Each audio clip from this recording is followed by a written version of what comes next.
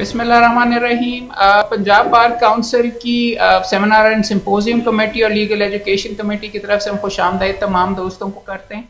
देखिए, ये जो बार वोकेशनल कोर्स का हमने मामला शुरू किया हुआ है, इसके अंदर किताबें और लेक्चर्स वगैरह तो अपनी जगह पे, लेकिन थ्रू आउट हम आपको बार बार ये कहते हैं कि वकालत सिर्फ करने से आती है, तो उसका बहुत इंपॉर्टेंट आंसर, और आपने भी एक्सपीरियंस किया होगा, प्रैक्टिकल लेक्चर और खड़े होके बुलवाना। आपका जहन इस लेवल के ऊपर चलता है कि जो आप सिर्फ किताब पढ़ के या लेक्चर के नोट्स लेने से नहीं होगा, आपका अपना जहन उस चीज़ के ऊपर चल रहा होता है, तो उसकी ट्रेनिंग कर रहे होते हैं।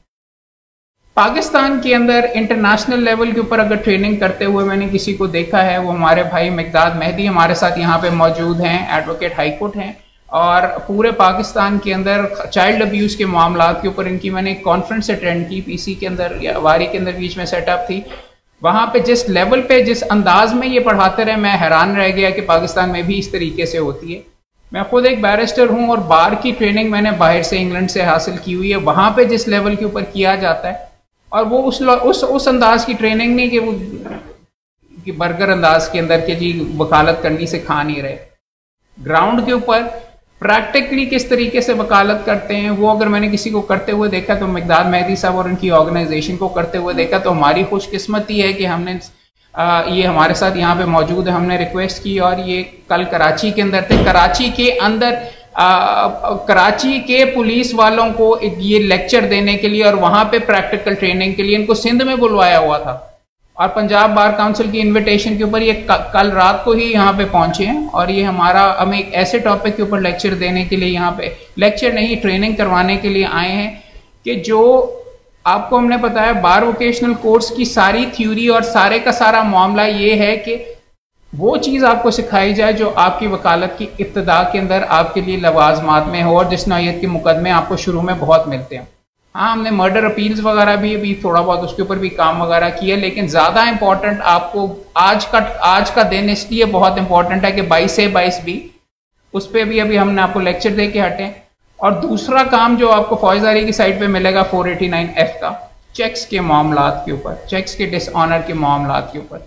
तो हमने मिकदाद साहब से रिक्वेस्ट की कि ये मेहरबानी करके हमें ट्रेन 489F के ऊपर करवाएं, जैसे कि पहले भी आपसे बहस करवाते हैं, आज फिर उस तरीके से करवाएंगे। हमारी खुशकिस्मती हमारे दरमियान मिकदाद साहब मौजूद हैं। Now over to Miqdad Mehdi साहब, वो हमें आज करना क्या है और किस तरीके से करना है उस पर गाइड करेंगे। थैंक यू सो मच जी। मैं सबसे पहले तो शुक्रगुजार हूँ पंजाब बार काउंसिल की दोनों कमेटीज़ का कि उन्होंने मुझे मौका दिया है आपके साथ इंटरेक्ट करने का। अदरवाइज़ मैं तो एक स्टूडेंट हूँ लॉ का, एक छोटा सा। कोशिश करते रहते हैं कैपेसिटी बिल्डिंग के मुख्तलिफ इनिशिएटिव्स में शमूलियत इख्तियार करने की। रिसेंटली अभी हमारे सेशंस चल रहे थे पुलिस अकेडमीज़ के अंदर। मेरा लास्ट वीक जो था वो 3 डेज़ की ट्रेनिंग थी पूरी जेंडर बेस्ड वायलेंस के ऊपर। पुलिस IOs के साथ लाहौर के सारे शामिल थे, गुजरांवाला में थी। इस तरह से वो हमारा सिलसिला चलता रहता है। जैसा कि सर ने बताया कि मेरा नाम सैयद मिकदाद मेहदी है। मेरा इस वक्त जो पोर्टफोलियो है वो ये है कि मैं इस वक्त अमेरिकन बार एसोसिएशन के साथ एज ए नेशनल कंसल्टेंट काम कर रहा हूँ। हम मुख्तलिफ जुडिशल अकेडमीज़ के अंदर पूरे पाकिस्तान की federal judicial academy, KP judicial academy Sindh और पंजाब के अंदर, इसके अलावा प्रोसिक्यूशन डिपार्टमेंट और बार काउंसिल्स के साथ कोशिश करते हैं, लेकिन वो मैच्योर नहीं हो पाता। तो फिर जैसे सर अहमद पर्सनली कोई काविश उनकी होती है और उनकी कंट्रीब्यूशन से हम कुछ ना कुछ कर पाते हैं लॉयर्स के लिए। अदरवाइज़ थोड़ा सा मसला है यहाँ पे, लर्निंग ब्लॉक्स हैं यहाँ पर। लोग जो है वो पार्टिसिपेट नहीं करना चाहते इस किस्म की चीज़ों को, वो बर्डन समझते हैं या क्या और मसाइल हैं। खैर, ये इतनी ज़्यादा खुशी की बात है, ये जो हमारा आज का सिलसिला शुरू हो गया है पंजाब बार के अंदर, और पंजाब बार इसमें लीड कर रहा है। मैं सिंध जुडिशल अकेडमी में भी रहा और सिंध जुडिशल अकेडमी के साथ साथ सिंध बार काउंसिल के साथ भी इंटरेक्शन होता रहा, और वो बड़ी देर से ये प्लान कर रहे थे। KP जुडिशल अकेडमी में मैंने पर्सनली देखा कि वो हर साल 1 से 2 कोर्स लॉयर्स के लिए अरेंज करते हैं, लेकिन वो बहुत शॉर्ट कोर्सेज होते हैं। इस तरह से कम्प्रीहेंसिव जो डिज़ाइन किया गया है, मैं इस पर आप जो पंजाब बार काउंसिल की लीडरशिप को मुबारकबाद भी पेश करता हूँ, और ग्रेटफुल हूँ कि आप लोगों को ये मौका मिला। ये हमारे पास मौका नहीं था जब आज से 15-16 साल पहले हम आए तो आए। हमारे सीनियर के हमारे पास सीखने के लिए ऐसा कोई वो जगह या ऐसा कोई मौका मौजूद नहीं था। खैर, वक्त के साथ साथ ये चीज़ें डेवलप हो रही हैं, अल्लाह का शुक्र है। जैसे हमारी लीडरशिप है, अहमद फ़यूम साहब, ये हमें गाइड भी करते हैं, लीड भी करते हैं, मामलात में सपोर्ट भी करते हैं। और इनकी सपोर्ट इतनी ज़्यादा है, मैं जैसे ये अभी बता रहे हैं, हमने पीसी में लॉयर्स के लिए कुछ प्रोग्राम अरेंज किए, तो ये सुबह भी चक्कर लगाते थे, दोपहर में भी चक्कर लगाते थे और शाम में भी चक्कर लगाते थे। तो इनकी सुपरविजन और इनकी जो हौसला अफजाई थी, उसकी वजह से बड़ा मोराल जो है वो बूस्ट होता है और हाई होता था। तो इसी तरह आज उन्होंने मुझे फोर्स किया कि आपने लाजमी आना। मैं समझ रहा था कि मेरी इतनी कैपेसिटी नहीं, मैं सर आप सीनियर जितने मौजूद हैं, इतने लेक्चर्स आप ले चुके हैं, इतनी चीज़ें आप सीख चुके हैं ऑलरेडी, तो उन्होंने कहा जी आपने कुछ ना कुछ कंट्रीब्यूट करना है। खैर मैं देखता रहा, जब भी मुझे मौका मिलता है तो मैं इनका फेसबुक फॉलो करता हूँ। आपने बहुत चीज़ें सीखी हैं, आपने कॉन्स्टिट्यूशन के मुतालिक चीज़ें जो है वो यहाँ पर सेशन लिए, आपने इंटरनेशनल लॉ से मुतालिक लिए, आपने जो है हमारे म्यूनसिपल लॉज उनके मुतालिक जो प्रैक्टिकल जिनकी ज़रूरत पड़ती है, अभी जो लेक्चर आपका चल रहा था 22 से 22 के ऊपर, ये सारी चीज़ें से आप गो थ्रू हो चुके हैं। आज हम जो कोशिश करेंगे कि 489F को प्रैक्टिकली एक जुर्म है जो पाकिस्तान पिनल कोड के अंदर है 489F, आप प्रैक्टिकली उसको इम्प्लीमेंट करके दिखाएंगे कि कैसे as a complainant side, as a जो है डिफेंस साइड और बीइंग अ जज आप कैसे उस पर जो है वो आपने जो भी लर्निंग अब तक हुई है उसको आप प्रैक्टिकली कैसे इस्तेमाल करते हैं, उस पर हम अपना फीडबैक भी देंगे आपको और कोशिश करेंगे कि हम दो तरफा प्रोसेस से सीखने की कोशिश करें और सिखाने की कोशिश करें। तो ये आज का जो हमारा वो टॉपिक होगा। हमें जो टाइम दिया गया है वो 1 बजे तक है। हम कोशिश करेंगे किसी के टाइम के अंदर रहकर जो है वो अपना ये सारा प्रोसेस कंप्लीट करें। तो हम for the time being 2 groups के अंदर डिवाइड हो जाएंगे। 2 ग्रुप्स जो है वो फर्दर 3 ग्रुप्स में डिवाइड हो जाएंगे, ठीक है ना। मेरा ख्याल है ये ग्रुप तो पूरा है, ये ग्रुप अगर आधा इधर चला जाए आधा इधर चला जाए तो हम जो है वो इस मूड को स्टार्ट कर सकते हैं। अब करना क्या है कि एक ग्रुप जो होगा उसको हम एक कंप्लेंट देंगे और जो एक दूसरा ग्रुप होगा बी ग्रुप ए और ग्रुप बी, और फर्दर वो 3 ग्रुप्स में आपस में डिवाइड होंगे, ठीक है। अपनी मर्जी के मुताबिक, अपनी चॉइस के मुताबिक जो कंप्लेनेंट साइड पे जाना चाहता है वो उधर चला जाए, जो डिफेंस साइड पे जाना चाहता है वो उधर चला जाए, और जो एडजुडिकेट करना चाहता है बीइंग अ जज वो साइड पे चला जाए। अपनी चॉइस है आप लोगों की, ठीक है। अगर आप खुद ही कर लेंगे तो ठीक है, अदरवाइज फिर मैं आके करवा दूंगा 1 2 3 के जरिए से या किसी और तरीके से, ठीक है। तो आपने क्या करना है कि 3 ग्रुप्स में डिवाइड हो जाना है और फिर जो है वो प्रपोजिशन स्टार्ट हो जाएंगे। आपको जो केस दिया जाएगा, आपको ज़ाहिर प्रोसेस अब तक समझ आ चुका है कि आप कब कंप्लेंट में जाते हैं मजिस्ट्रेट के सामने और कब FIR दर्ज करवाते हैं। 22 से 22 की बी के ज़रिए से आप कब कितनी कोशिश कर सकते हैं FIR दर्ज करवाने की। अगर नहीं होती तो आपके पास जो रेमेडी मौजूद होती है वो मजिस्ट्रेट के पास कंप्लेंट बिफोर द मजिस्ट्रेट है, ठीक है। ये सारी चीज़ों से आप गो थ्रू हो चुके हैं ऑलरेडी। तो यही आज इसको प्रैक्टिकल करके देखेंगे। एक साइड पे FIR और एक साइड पर कंप्लेंट है, ठीक है। अली रज़ा शेख हैं मेरे जो है वो सीनियर हमारे ऑफिस में एसोसिएट हैं और तकरीबन 6-7 साल से प्रैक्टिस में भी हैं। ये भी आपकी मदद करते रहेंगे हमारे साथ। आज इस सेशन में सपोर्ट भी करेंगे। अली ने सारा ये जो इसकी लॉजिस्टिक्स थी वो प्रिपेयर की हैं। तो अली प्लीज़ सर, अगर आप बैठ के आपको करना पड़ेगा। आप इनसे बेल आर्ग्यू करवा रहे हैं कि आप आज क्या करवाएंगे? अच्छा, अब आपने करना क्या है कि ये पूरा एक किस्म का ट्रायल है, लेकिन चूंकि टाइम हमारे पास कम है, आपने मूड्स ऑब्वियसली लॉ कॉलेजेस या लॉ स्कूल्स में भी किए होंगे, लेकिन ये थोड़ा सा डिफरेंट होगा। मोस्टली वहाँ पर हाई कोर्ट के लेवल के मूड्स करवाए जाते हैं, एक डिसाइडेड केस के ऊपर जो है वो मूड्स होते हैं। अब हम क्या करेंगे, आपके पास एक कंप्लेंट है, आपने कंप्लेंट फाइल कर दी, ठीक है। आपके पास एक FIR है, FIR लॉन्च हो गई और उसका चालान सबमिट हो गया। ये प्रोसेस आप कर चुके हैं। जो कोर्ट होगी वो फ्रेमिंग ऑफ चार्ज क्विकली जो है वो करने के बाद अपना ट्रायल प्रोसीड करेगी, ठीक है। कॉपी सप्लाईज हो चुकी हैं, सपोज हम कर लेते हैं कॉपी सप्लाई। अब आपने फाइनल आर्गूमेंट्स करने हैं, आपके पास जजमेंट्स भी कुछ मौजूद होंगे। आपने खुद से ढूंढना है कि कौन सी आपकी जजमेंट आपके वर्जन को जो है वो सपोर्ट कर रही है। मे बी वो डिफेंस वाली साइड की हो और मे बी वो कंप्लेंट साइड की हो, ठीक है। आपने वो भी ढूंढनी है। उसके लिए हम आपको कुछ जजमेंट्स भी देंगे, आपने खुद उसमें से तलाश करनी है कि कौन सी मेरे वर्जन को सपोर्ट कर रही है। समझ आ रही है इस बात की? तो ये आपने जो है वो प्रोसेस अडॉप्ट करना है और आपने फाइनल आर्गूमेंट्स करने हैं। और करना किस पे है, तैयार आपने ग्रुप वर्क करना है। चूंकि तो आपका जो तमाम ग्रुप वर्क है वो एक चार्ट पेपर के ऊपर, चार्ट पेपर अवेलेबल आपने कागज पे चलें वो जो है हम उस पर कर सकते हैं, कागज़ के ऊपर कर सकते हैं। आप FIR के कंटेंट्स देखें, आप उस पर जो है रेलिवेंट सेक्शंस देखें, आप जो आपकी रेलिवेंट जजमेंट्स बनती हैं उस जो स्पोर्ट में यूज़ करना चाहते हैं, और जो आपके फैक्ट्स हैं उनको देखकर आप इसको आर्ग्यू करेंगे। ठीक है, ये 5-6 चीज़ें आपने इन राइटिंग में निकाल लेनी है। ठीक है, एक चीज़ इसके अंदर और भी हम कोशिश करेंगे। एक एप्लीकेशन होती है, मोस्टली हम ट्रायल के दौरान देते हैं। फॉर एग्जांपल अगर मिनिस्ट्रियल ट्रायल है या सेशन में ट्रायल है तो हम एक्विटल की एप्लीकेशन देते हैं कि ये फैक्ट्स सामने मौजूद हैं या ये जो है अब तक सामने चीज़ आ चुकी है, तो इन बेसिस के ऊपर इसको एक्विट कर दिया जाए। वो एक्विटल की एप्लीकेशन प्रैक्टिकली आपने लिख के दिखानी है। ठीक है, एक्विटल की एप्लीकेशन का रेलिवेंट सेक्शन आपने बताना है कि अगर मिनिस्ट्रियल कोर्ट के सामने आपकी प्रपोजिशन कौन सा सेक्शन अप्लाई करके CRPC का आप वो एप्लीकेशन लिखेंगे, वो लिख के दिखानी है आपने। ठीक है ना, जो आपका डिफेंस साइड है वो लेकर आएगी। और इसी तरह कोर्ट जो जजेस बनेंगे वो अपना जजमेंट भी पास करेंगे according to facts and judgement आप इस साइड पे ही रखिए। किस साइड पे? आपको अच्छा, हम बन लेंगे, चलें ठीक है। इस पर जजमेंट जो है वो हम कर लेंगे, और जो आप एप्लीकेशन लेकर आएंगे उसको हम देखेंगे, फिर आपके आर्गूमेंट सुनेंगे और उसके बाद हम जजमेंट पास करेंगे कि आपके आर्गूमेंट्स में कितना वजन था और किसको रिलीफ मिलना चाहिए। ठीक है, ये आज का किसी को समझ नहीं आई तो दोबारा बता सकते हैं, अदरवाइज हम इसको स्टार्ट करते हैं।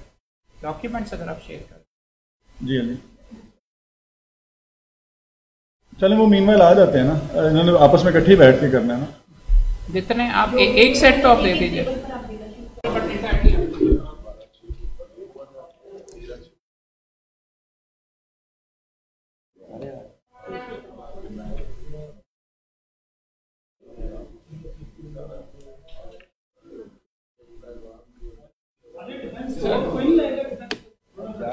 मैं नीचे सर वो एप्लीकेशन लिख रहे हैं, आ रहे हैं, ज्वाइन कर लेंगे सर।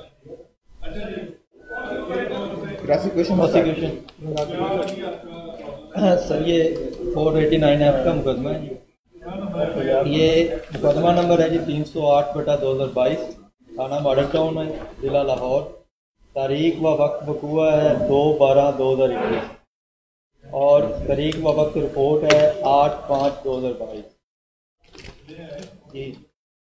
जी सर, लेकिन उसके दौरान हम जो है ना कोशिश करते हैं रीपेमेंट की, तो इनके साथ हमारा जो सेटलमेंट नहीं हुई, जिसकी वजह से थोड़ा सा ये डिले हुआ है। मुस्तगीस जो है इसमें अब्बास है, कंपनी का नुमाइंदा है जी, और इसमें जो है ना उसने इल्ज़ाम लगाए को रकम उधार दी थी। और जी मैं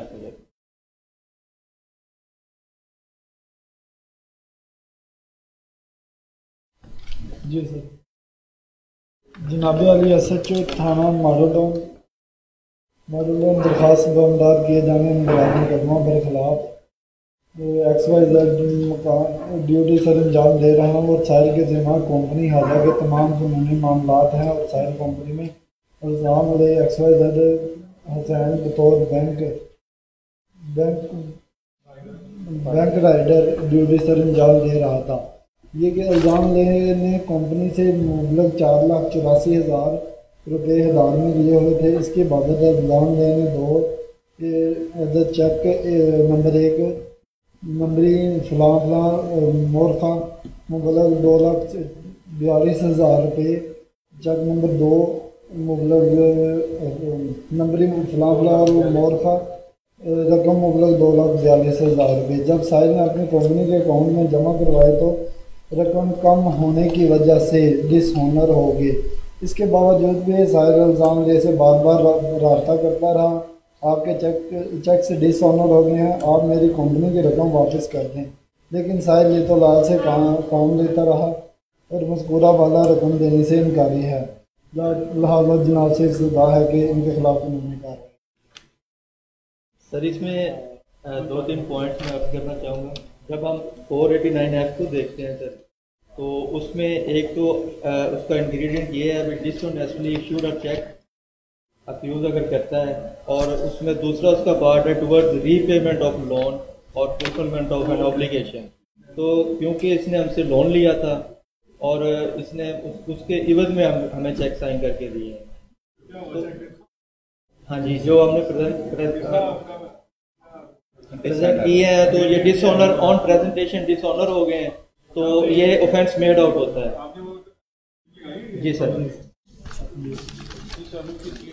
जी सर। सर रीडिंग तो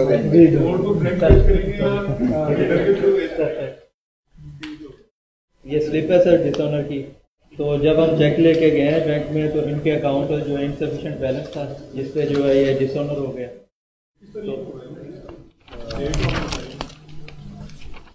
तो सर पहला 2/11/2022 को सर हुआ।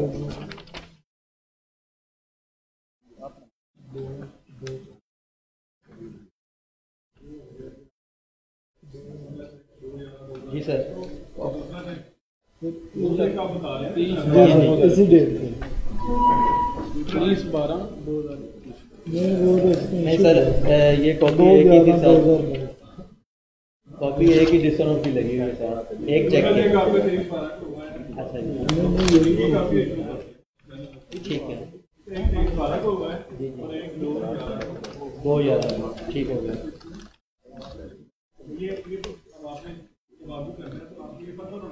जी सर।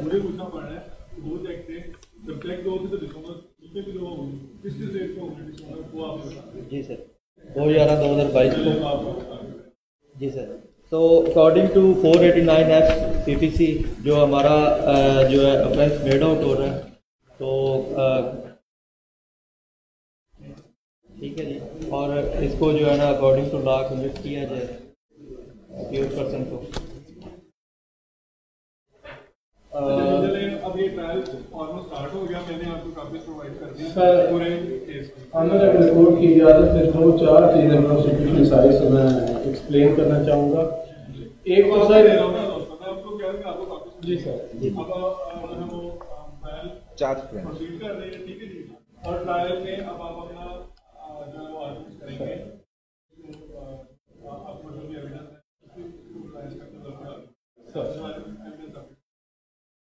सर इसमें अब मेरे फादर भाई जो है इस चीज़ पे बहस करेंगे कि इसमें डिले इन FIR है। डिले सर हमारे फॉल्ट पे नहीं है, हमारे साथ जाती हम उसके पीछे लगे रहे कि हमारे साथ आपने ये जाती कि हमें पैसे दो, वो हमें लैतो लाल से काम लेता रहा। जब वो इनकारी हुआ तो फिर हमने कोर्ट का या स्टेशन का जो है ना दरवाजा जो है वो खटकाया। ये इसने इस बंदे ने हमारे साथ जाती की है। और उसके बाद सर जो चेक थे उस पे इस अक्यूज के साइन थे, सिग्नेचर थे, उसने हमें करके दिए कि ये जनाब जो है आप जाके कैश करवा लें। एक तो सर ये हमारी एविडेंस बनती है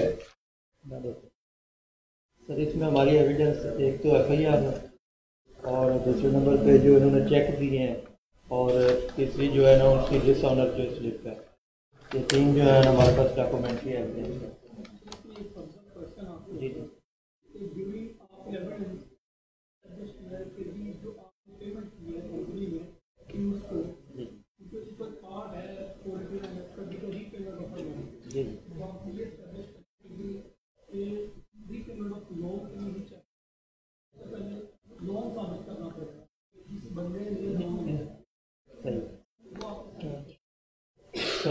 सर कैश दिया था, तो कैश के लिए अब उसका ये जो उसने हमें चेक दिया है, ये उसका एडमिशन है कि मैं लोन ले रहा हूँ, इसलिए हमें उसे चेक दिया है। सपोज अगर मेरे से कोई बंदा मुझे कहता है भी आप ये चेक साइन करके दें, ये तो सर हम दलाल जी। फर्दर डॉक्यूमेंट्स हम कंपनी से रब्ता कर रहे हैं, तो जैसे ही हमें प्रोवाइड होते हैं जनाब ऑनरेबल कोर्ट को हम जो है प्रोवाइड कर रहे हैं।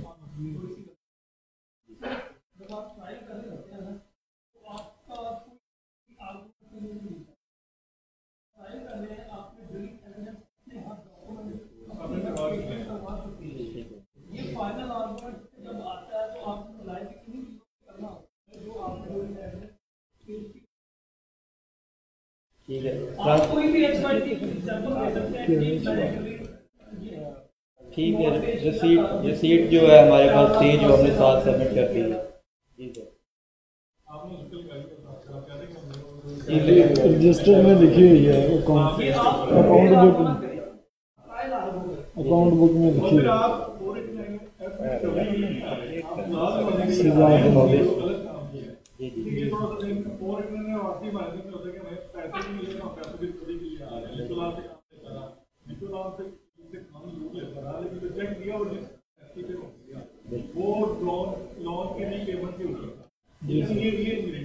इसके ऊपर आपका सारा केस है कि आपने कोई अमल की सजा नहीं मानी है, ना कि पैसे वापसी का तकाजा आपका। उसके लिए टोटल आपने रिकवरी का सूट टोटल सेपरेट कुछ लीजिए। कोर्ट की इजाज़त से अपने दलाल का आगाज सर, मैं मौजूद कोर्ट के सामने पहले तो FIR के कुछ पॉइंट कहना चाहूँगा। ये इसमें है कि 4,84,000 मोबाइल उधार लिए हुए थे, उसमें कोई डेट मेंशन नहीं है, कोई बंदा मेंशन नहीं है जिससे लिए थे, कोई स्लिप मेंशन नहीं है किस सूरत में लिए थे, नगद लिए थे, थ्रू कंपनी चेक लिए थे, अगर चेक के थ्रू लिए थे तो कोई चेक नंबर मेंशन नहीं है, ना वो डेट मेंशन है। पहला पॉइंट मेरा इसमें ये है। दूसरा ये है कि बंदा कंपनी में काम करता रहा, जब वो कंपनी छोड़ के चला गया फिर ये FIR कराई गई है, जो बदनीति पे मबनी है। क्योंकि कोई भी कंपनी आपको किसी भी जॉब पे हायर करती है तो आपका कोई ना कोई चेक या कोई ना कोई चीज़ आपसे पर नोट, क्योंकि आपको लाखों रुपए का लेन देन कर रहे होते हैं उस कंपनी का, तो आपसे कोई ना कोई चीज़ गारंटी लेती है। तो ये गारंटी के चेक थे, गारंटी के चेक पे FIR नहीं हो सकती। सुप्रीम कोर्ट की मौजूद सुप्रीम कोर्ट की इस पर अथॉरिटी है, रूलिंग है, वो मैं मौजूद कोर्ट के सामने अभी पेश कर दूँगा। उसके अलावा मेरी बरियत की दरख्वास्त है जिस पर मैं बहस करना चाहूँगा। चेक पे गारंटी नहीं है, लेकिन जो भी कंपनी हायर करती है लिखो हुआ इसमें यह भी नहीं है ना, इनकी जो FIR में उसमें मेंशन नहीं है कि लेन देन किस चीज़ का था, किस लिए उन्होंने चेक हमने दिए हैं। कहीं उस पर सपोर्टिंग डॉक्यूमेंट अगर कोई है तो वो हमें हमारे फाजिल कौंसल हमें दिखा सकते हैं, कोई भी उनके पास कोई भी चीज़ नहीं है। इसके अलावा जो मेरी बहस का आगाज़ है इस चीज़ पे एप्लीकेशन एक्यूटल की जो मेरी एप्लीकेशन है, योर ऑनर, जनाब के पास हक़ाइक़ जानने का वाहिद तरीका है वो है थ्रू IO। इन्वेस्टिगेशन के ज़रिए आप हक़ाइक़ का जायज़ा ले सकते हैं, जान सकते हैं, दूसरा और कोई तरीका नहीं। और IO ने कंपनी के ज़रिए जो रकम उसको दी गई वो साबित नहीं हुई, ये IO ने अपनी तफ्तीश में ली है और इसी बेस पे हम एप्लीकेशन सबमिट कर रहे हैं, ज़्यादा इसको बरी किया जाए।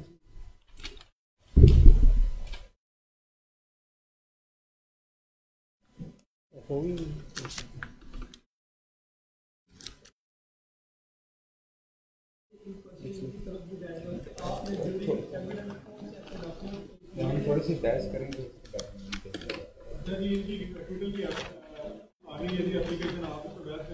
जी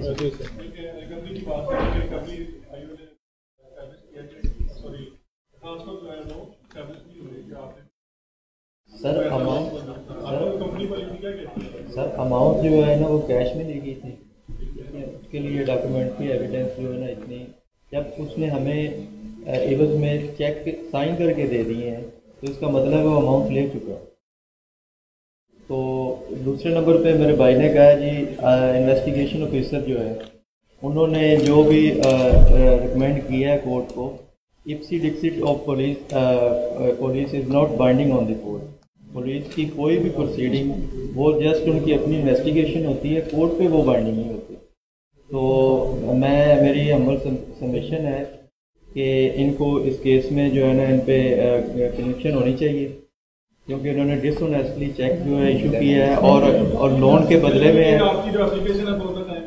सर मैं भाई की सिर्फ एक बात का जवाब देना चाहूँगा कि भाई ने कहा कि पुलिस जज साहब जो है वो बाउंड नहीं होते तफ्तीश के, तो मैं ये अर्ज करना चाहता हूँ कि जज साहब के पास हक़ाइक़ जानने का और तरीका ही कोई नहीं है और ज़रिए ही कोई नहीं, अगर होता तो वो ज़रूर करते हैं। सर इंडिपेंडेंट इंक्वायरी भी हो सकती है, उसके लिए कोई भी आप कमीशन भी अपॉइंट हो सकता है, कोई इसमें बहुत सारी ऑप्शंस हैं कोर्ट के पास, कोर्ट खुद भी इंक्वायरी कर सकती है।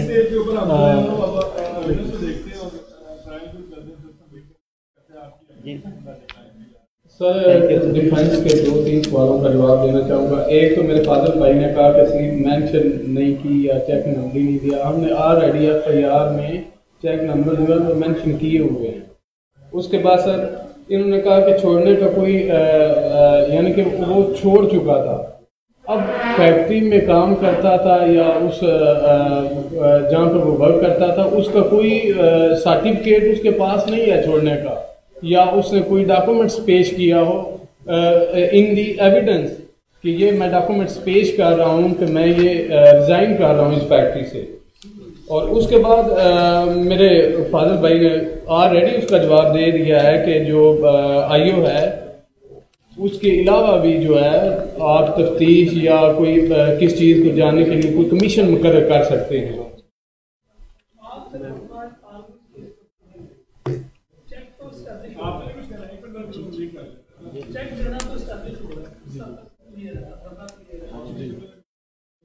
जी जी जनाब, दूसरा जो है लॉ अथॉरिटी पे पेश करना चाहता हूँ 2006 YLR 23 पेज नंबर, जिस 2006 YLR 23 इसमें ये है कि अगर accused had to fail point out any malafide or ulterior motive on part of prosecution to falsely involve him in the case, जो कि डिफेंस कौंसल ने ऐसा कोई भी बात एक्सप्रेस नहीं की बिफोर द कोर्ट कि वो उनको अल्टीरियर मोटिव या मेलाफाइडली इन्वॉल्व किया गया। दूसरी एक अथॉरिटी पे पेश करना चाहता हूँ 2016 YLR 93, जिसमें लोनी जो है उसने नोइंगली चेक इशू किया है फॉर द स्पेसिफिक डेट भी मेंशन किया है चेक पे, और उसे पता था कि जितनी पेमेंट वो ले रहे हैं उसके अकॉर्डिंग ही उन्होंने चेक इशू किया। तो ये मेरी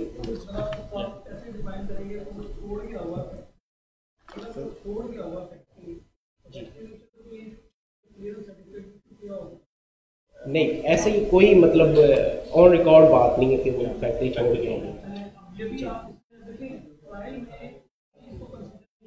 जी। ये पैसे गए कैसे?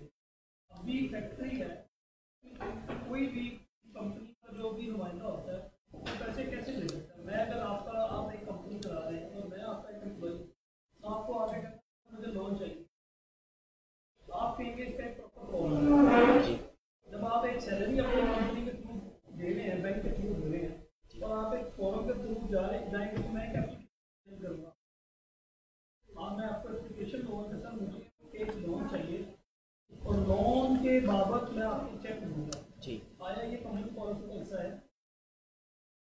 कंपनी पॉलिसी का हिस्सा है तो उन्होंने चेक दिया है सर, और दूसरा चेक उन्होंने जो मतलब जितनी पेमेंट उन्होंने रिसीव की है जी, जितनी पेमेंट उन्होंने जब चेक इशू जब उसको कोई भी लोन इशू करती है ना जी, मोस्टली वो इन कैश नहीं देती। आपके भाई से किसी को कैश देते हैं। बहुत इंपॉर्टेंट बात है, मैनेजमेंट पॉलिसी हर कंपनी की बता रहे वो इदारा अपना रखते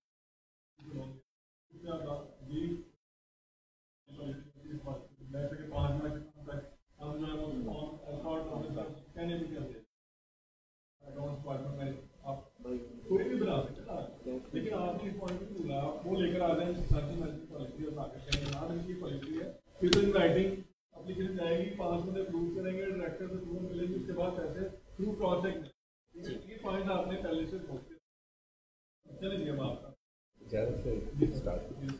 मेरे दोस्त कह रहे हैं कि ये लोन है, तो लोन के लिए कोई फॉर्म वगैरह होगा कंपनी की पॉलिसी के मुताबिक, तो वो फॉर्म मेरे मौजूद प्रोसिक्यूशन ने अभी पेश नहीं किया। मैं फॉर्म से दरख्वास्त करूँगा वो फॉर्म पेश करें अगर हमने कोई लोन लिया है, उस पर जिस डेट को हमें सेक्शन हुआ है लोन, वो डेट हमें बताएं कि उस डेट को सेक्शन हुआ है। अगर वो फाजिल दोस्त कह रहे हैं कि थ्रू कैश हुआ है, तो कैश की कोई रसीद होती है, कैश मेमो होता है, हमारे वहाँ पे सिग्नेचर होने चाहिए, वो चीज़ उन्होंने अभी तक पेश नहीं की, जो बदनीति पे मबनी है, मुलाफाडी पे मबनी है। तो इसमें मैं मौजूद अदालत से बड़े अदब से सबमिशन करूँगा कि मेरे क्लाइंट को बाइज़्ज़त बरी किया जाए और इस केस को यहीं ख़त्म किया जाए। दूसरी बात सर, ये जिस जगह पे बैठकर पैसे दिएगा वो जगह भी मेंशन नहीं की, इमाम है चीज़ें ना ही वो उस जगह को पैसे देते वक्त कोई गवाह भी नहीं इसमें शामिल किया गया, और ना ही वो जगह मेंशन की गई, और ना ही प्रोसिक्यूशन आपने ये एस्टैब्लिश करना है ड्यूरिंग ट्रायल आपने ये चेक दिए थे। ये मैं जैसे पहले अपनी बहस के स्टार्ट में अर्ज कर चुका हूँ कि हर कंपनी की एक पॉलिसी होती है जिसमें आप कोई भी जॉब अवेल करते हैं तो कंपनी गारंटी के तौर पे आपका कुछ ना कुछ लेती है, जैसे आप पर नोट, प्रॉमिसरी नोट, क्योंकि कंपनी के आप लाखों रुपए का लेन देन कर रहे होते हैं, तो ये कंपनी की पॉलिसी और पॉलिसी के तहत ही कंपनी ने अवेल किए थे चेक। तो लेन देन है, मैं बैंक में हज़ारों रुपये जमा करवाने के लिए डेली कंपनी के जा रहा हूँ, आ रहा हूँ, लेके आ रहा हूँ, तो ये चीज़ें इसीलिए कंपनी ने ये मेरे चेक अपने पास हैज गारंटी रखे थे।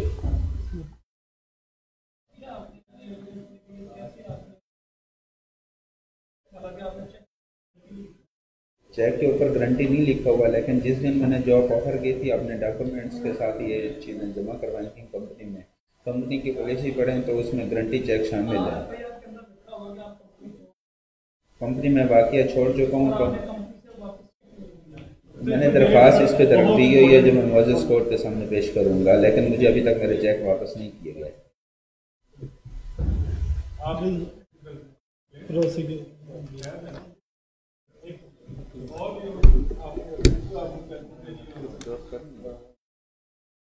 हमारी तरफ से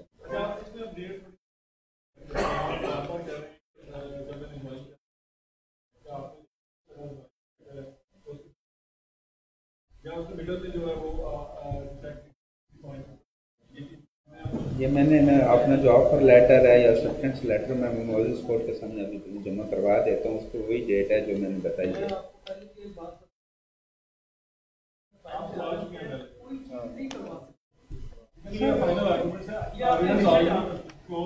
सर जब मैं अर्ज करता हूँ सर, जब एक कार्रवाई वो फर्जी की जा रही है उसमें डेट्स का होना ना होना या कोई और डेट्स होना ये मैटर नहीं करता। सर मैं वही बात कर रहा हूँ, वो भाई ने जो आर्गुमेंट किया कि जब सोचते हैं मतलब सारे एक्सीडेंट पे ये है कि आप वो पॉइंट्स पे सोचें कि सर मैं उसी कॉन्टेक्स्ट से बात है जिस तरह भाई ने कहा कि जब मैं ज्वाइन कर रहा था तब ये दिया गया, तब तो ये फर्जी थी ना, उस वक्त उस पर डेट लिखना ना लिखना होना या ना होना ये मैटर नहीं करता। और एक और चीज़ मैं अदालत की इजाज़त से ऐड करना चाहूँगा कि ये चेक जो थे वो ओपन थे, कंपनी ने खुद उस पर फिल किए ये सारी चीज़ें, ये और ओपन चेक थे कंपनी पॉलिसी के मुताबिक, उस पर कंपनी ने खुद अमाउंट आपके सिग्नेचर जो सिग्नेचर होते हैं जब भी चेक दिए जाते हैं उस पर सिग्नेचर होकर चेक पे करके दिए जाते हैं। अगर जी इन्होंने अगर ये कह रहे हैं कि अगर इन्होंने मतलब चेक जो दिए थे वो एज अ गारंटी चेक दिए थे, तो जब ये कंपनी छोड़ दिए थे तो इन्होंने कोई भी ऐसी एप्लीकेशन मूव नहीं गई कि कैंसिलेशन ऑफ चेक, तो इससे ये मतलब साबित होता है कि इन्होंने कोई एज अ गारंटी चेक नहीं दिया जो मतलब ये बाद में कह सके कि हमने एज अ गारंटी चेक दिया है, और ना ही ऐसी कोई एप्लीकेशन और रिकॉर्ड है कि जो इन्होंने cancellation of cheque application.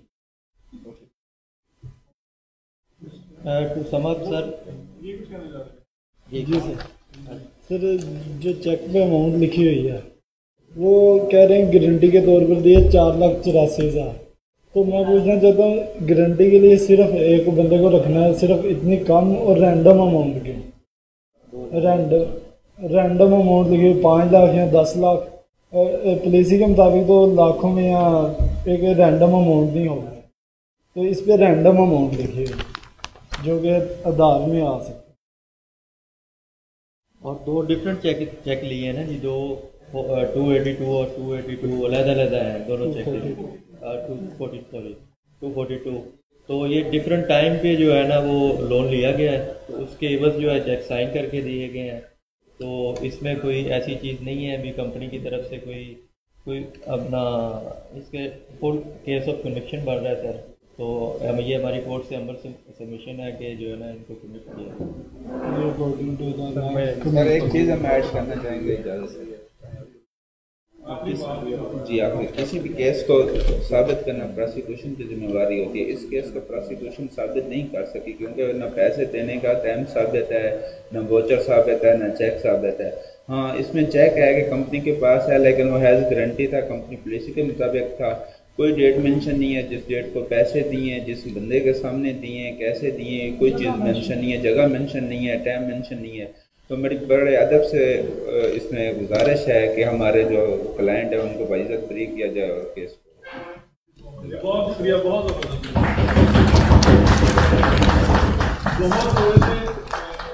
Time के अंदर थोड़ा अच्छा प्रिपेयर किया दोनों पार्टी ने। जो डिफेंस आई थी थोड़ा सा जो स्कोर लेने जाते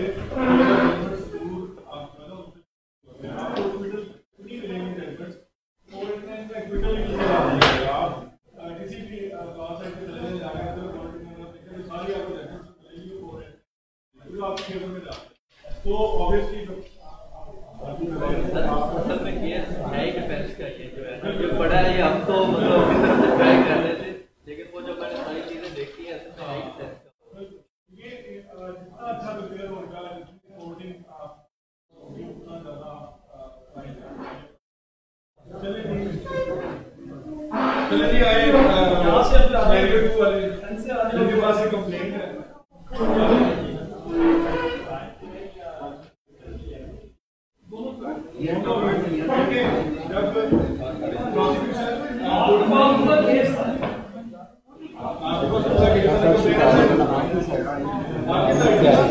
डिफेंस है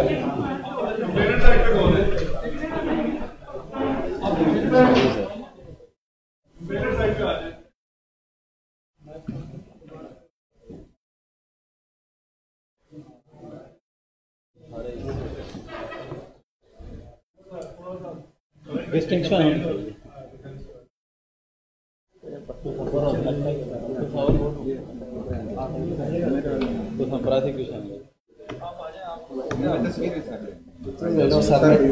सर ने कहा था डिफेंस का केस स्ट्रॉन्ग है। आपके पास बेटर कॉपी बेटर कॉपी क्या होती है?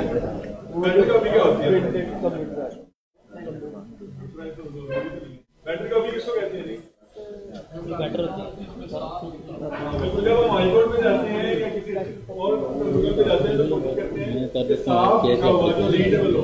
मोस्टली भाई जो लॉयर की या पुलिस वालों की हैंडराइटिंग होती है वो इस काबिल नहीं होती कि उसको फिजिकली पढ़ा जा सके। कोर्ट की रिक्वायरमेंट जो होती है काम को बेस्ट काफी वो हासिल तो आपको बेटर कॉपी भी प्रोवाइड कर दी थी सर। ये वो जो एक मसला आ रहा था पढ़ने में बोला चले नहीं कंप्लेंट साइड जो है वो बड़ी कंप्लेंट किया है। अब आप आगे हैं मजिस्ट्रेट के सामने, मजिस्ट्रेट के सामने जो कंप्लेंट का भी करती है उसकी रिक्वायरमेंट होगा कि वो राइटिंग भी हो सकती है वो और आपने मुझे एक इन राइटिंग जो है वो एप्लीकेशन दी मजिस्ट्रेट को अपने वर्जन के लिए जो आपका प्रॉब्लम है जो आपने उसके फैक्ट्स बता दें या ये कि साहिल मौजा नेकोकारा का रहायशी है और ज़मीन दायरा करता हूँ। निज़ाम अलैहा मसूल अलैहा साहिल का रिश्तेदार था और दोस्ती भाईचारा का रिश्ता कायम था। इल्ज़ाम अलैहा मोरखा 10/6/2015 को 5 बजे शाम साहिल के घर आया, जहाँ पर मुसलमान काज़म हुसैन अहमद बख्श और मुजाहिद अब्बास बल्द नवाब भांजा साकनान देहा मौजूद थे।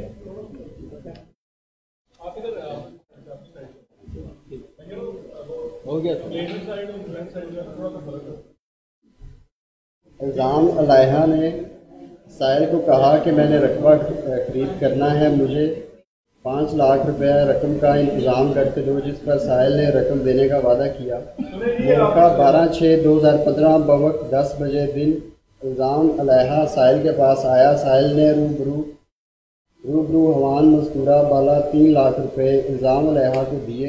इल्ज़ाम अलैहा ने मसूल अलैहा ने रकम 3 लाख रुपए 1 साल में वापस करने का वादा किया और रकम के मुतबादल एक चेक नंबरी account number bank of Punjab गिलगिश्त ब्रांच मुल्तानपुर करके अपने दस्तखत करके दिया और कहा कि ये अकाउंट मेरी मुलाजमत का है, मेरी साल की तनख्वाह 3 लाख रुपया बनती है, जो साल बाद निकलवा लेना। साहिल ने मोरखा 11/7/2016 को चेक अपने account number this UBL branch गढ़ महाराजा ज़िला जंग में जमा करवाया।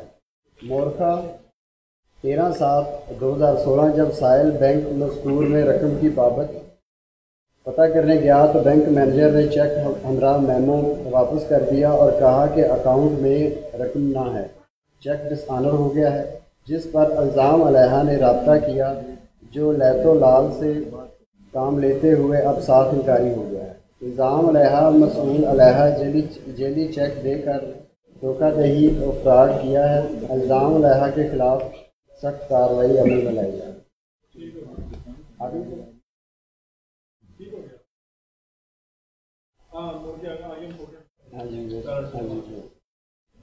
ये कि साहिल मुस्तगीस ने SHO थाना गढ़ महाराजा को दरख्वास्त गुजारी लेकिन साहिल के कोई सुनवाई ना हुई।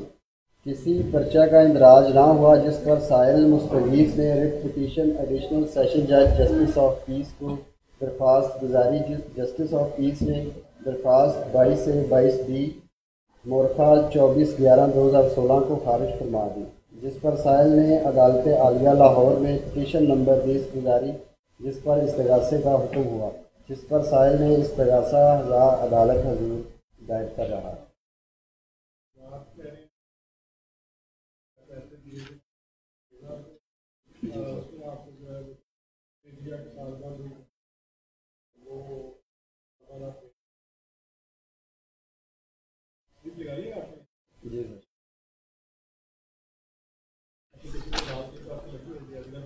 जी सर लगी सर मेमो भी लगी हुई है और चेक की भी।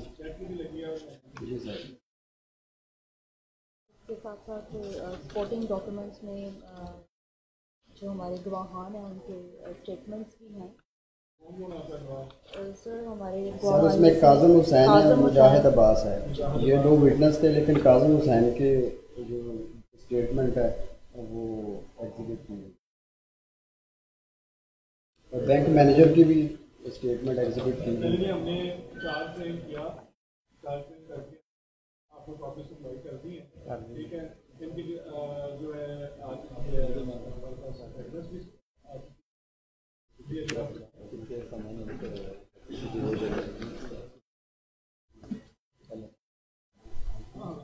ये तो अब आपको बात बहुत क्लियर होगी ना कि FIR में आप पुलिस के जरिए से कोर्ट में, लेकिन जो इस्तगासा में है इस सूरत हाल नहीं है कि आप जो यूनिवर्स का बता रहे थे पूरा के 22 से 22 आपने पूरा प्रोसेस किया, सेशन पुलिस के पास गए, वहाँ से आपको रिफ्यूज हुए, आप हाईकोर्ट गए, वहाँ से भी रिफ्यूज हुए, लेकिन उन्होंने एक ऑप्शन दे दी कि आप जाके कंप्लेंट फाइल कर दें किसको, मजिस्ट्रेट को। जब मजिस्ट्रेट के पास जाना है आपने अंडर सेक्शन 200 ऑफ CRPC, तो आपने अपने तमाम एविडेंस को मौके पर साथ लेकर जानी है, आपने वो सबमिट करवा दी है।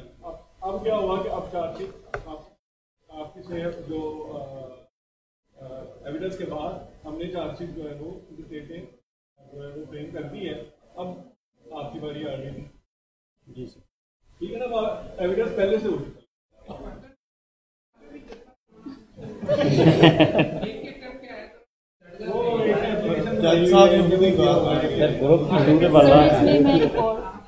जितने वाली प्रैक्टिस खत्म करने के लिए तो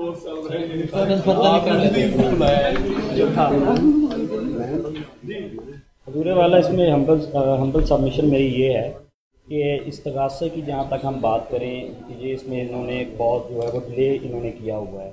इस्तगासे की ऑप्शन इनके पास पहले दिन से मौजूद थी, जब ये इनका SHO साहब ने दरख्वास्त खारिज की, उसके बाद ये में गए 22B में गए, उसके बाद ये हाई कोर्ट में गए, उसके बाद इस्तगासा में आए। तो ये जो है ये डिले जो है ये इन्होंने किया है, ये इस्तगासा की ऑप्शन इनके पास पहले से मौजूद थी जो कि इन्होंने इस्तेमाल नहीं की। तो सर इसके बाद मैं इस्तगासा पढ़ देता हूँ।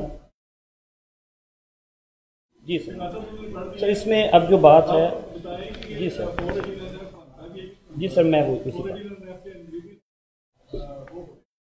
सर इसमें अगर हम 489 के इंग्रेडिएंट्स में मैं जाऊँ तो मैं इसमें PW1 की जो है वो स्टेटमेंट पढ़ के सुना देता हूँ जनाब को, जिसमें इन्होंने ये खुद कहा है।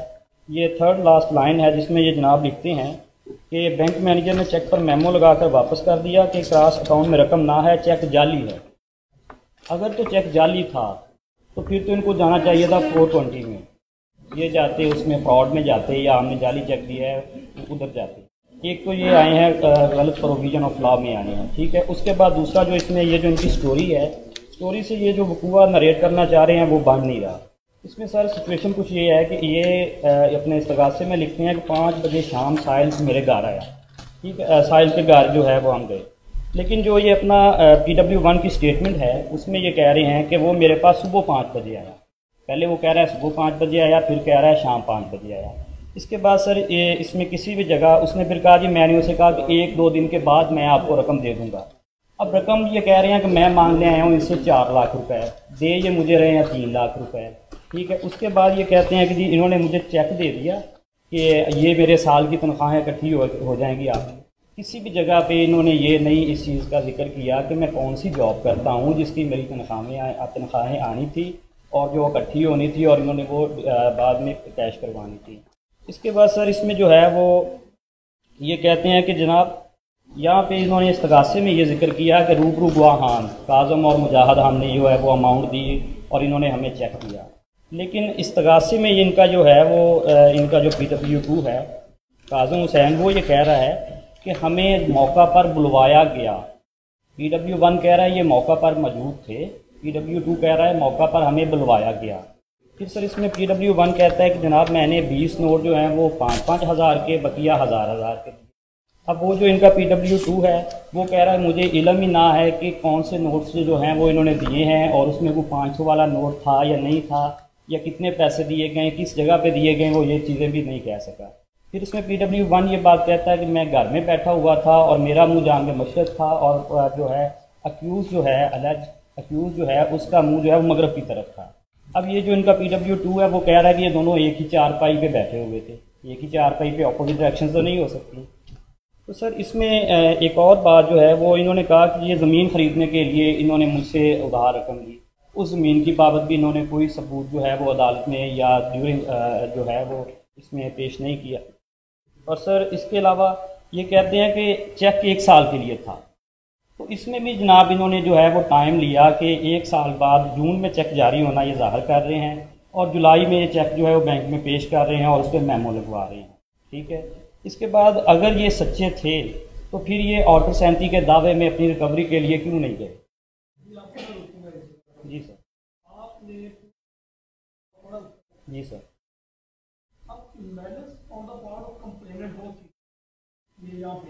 जी सर।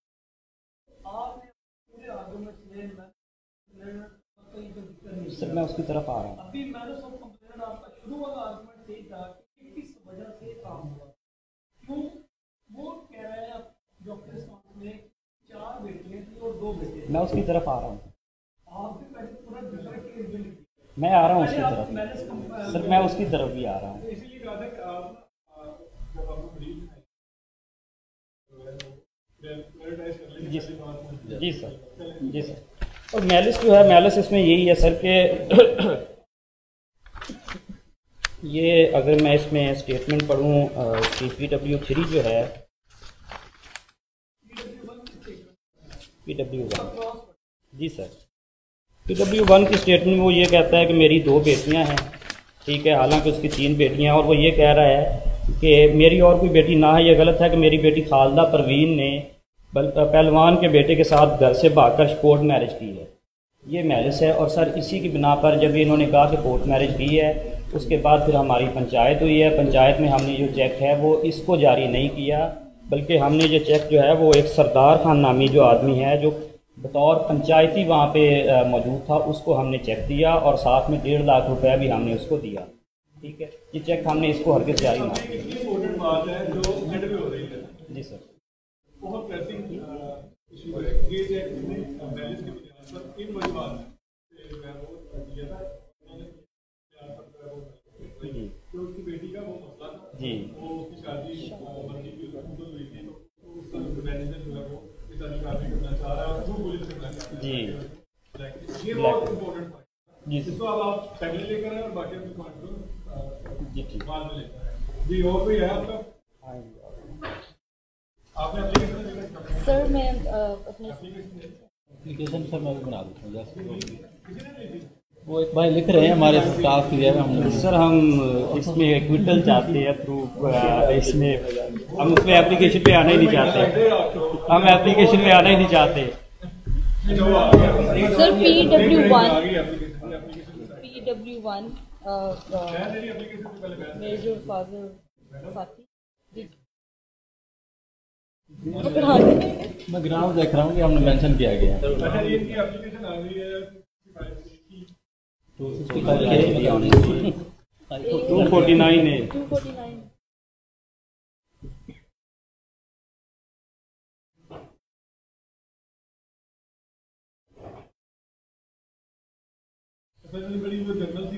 इसमें सर हमें सबमिशन ये है कि आप मेरे आर्गूमेंट्स 249A पे ही सुन लें, मैं ड्राफ्ट करके पेश कर देता हूँ।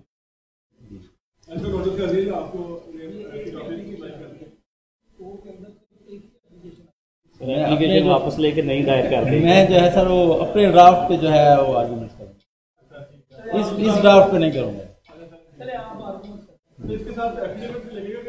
लगेगा लगेगा लगेगा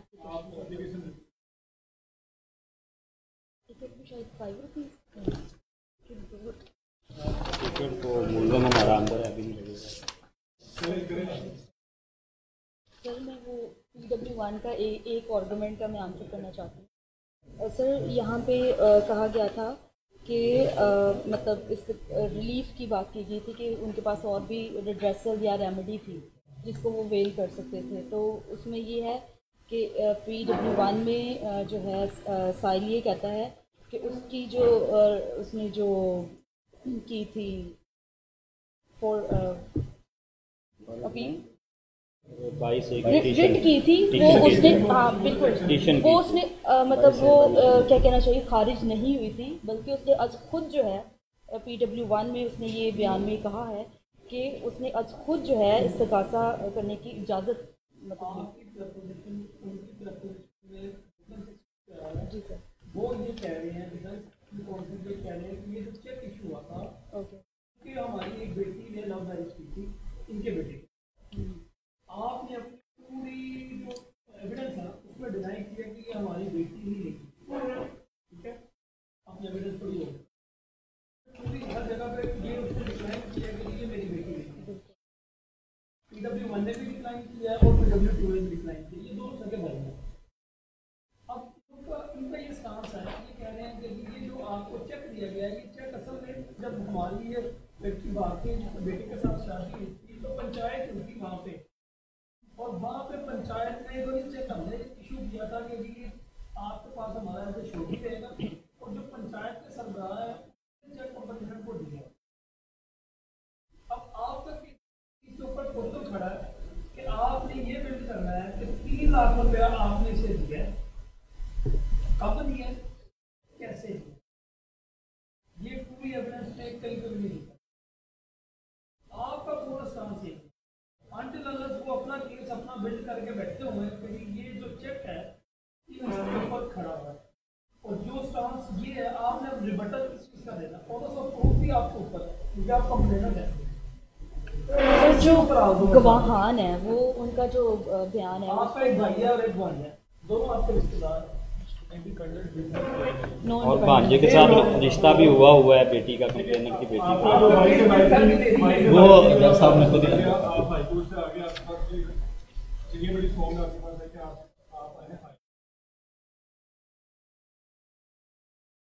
आप इन्होंने हमें जो एप्लीकेशन दी है इस स्टेज पर प्राप्त करेंगे। अब आप अपने आर्गुमेंट को एविडेंस की बेसिस पर दें। एक तो आपने चेक किया वो जो है सर मैनेजर जो है वो भी मतलब मैनेजर का काम तो यही है कि उसने चेक उसके पास आया उसने आपने रिकॉर्ड की बात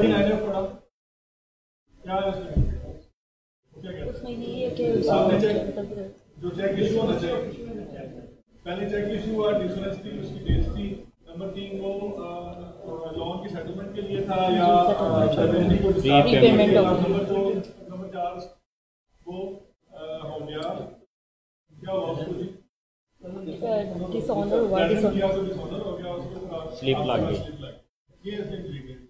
अब इसमें देखो कौन से पीरियड आप कर रहे हैं स्टार्टिंग में करो वो डिसऑनर से हुआ, डिसऑनर से क्या वो डिसऑनर कोई भी जर्म साबित करने के लिए उसके कोई भी जो इंग्रेडिएंट होते हैं वो लाजमी पूरे करने। मंजूरिया आप ये इंग्रेडिएंट्स के ऊपर क्या आप कह रही हैं आप किसी को पनिशमेंट नहीं दे सर किया लेकिन सर किया लेकिन केस ही इतना खराब मिला है। यही तो आर्ट है। लेकिन सर काफी मतलब आपकी क्वेश्चन से डाउट सर वो उसने बेटी से वो डिनाई कर रहा है, अब उसको कैसे जस्टिफाई उन्होंने अपनी एविडेंस में कैमरा लो लगाया ना आपने नहीं ऐसी बात उनके एफआरसी निकलवा प्रोसिक्यूशन ने हाथ खड़े कर दिए सर, उन्होंने हाथ खड़े बेसिकली प्रोसिक्यूशन जो है कोई है वो पॉइंट तो बताएं तो जजमेंट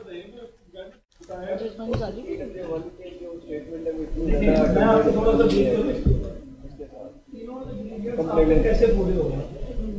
सबसे पहले इसने चेक इशू किया, मुझे चेक इशू किया, रीपेमेंट ऑफ अमाउंट आपके जो कैसे हैं इससे 3 लाख रुपए इन फ्रंट ऑफ 2 विटनेसेस मिले, दोनों गवाह जो लेने हैं वो पूरी सपोर्ट कर रहे हैं और कहीं पे भी इस चीज़ की डिनाइल नहीं आई कि ये जो पैसे लिए गए हैं क्यों लिए गए हैं, किसी ने इसके ऊपर डिनाइल नहीं किया। अब उन्होंने अपना पूरा केस किस बात के ऊपर बिल्ड किया है कि ये पैसे तो कोई नहीं लिए गए, ये तो ऐसे सिक्योरिटी चेक किया था हमने पंचायत के सरकार, आपने ये तीनों इंग्रेडिएंट पूरे करने हैं कि ये चेक इशू हुआ,